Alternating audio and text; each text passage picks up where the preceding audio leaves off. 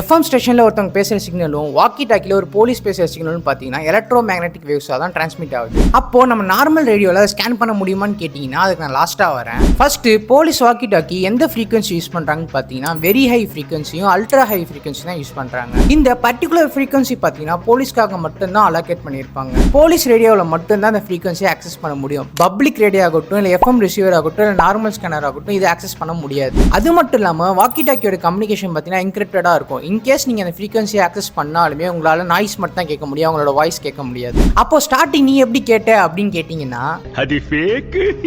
நான் இன்னொரு டைம் பண்ணுறேன். பாய்.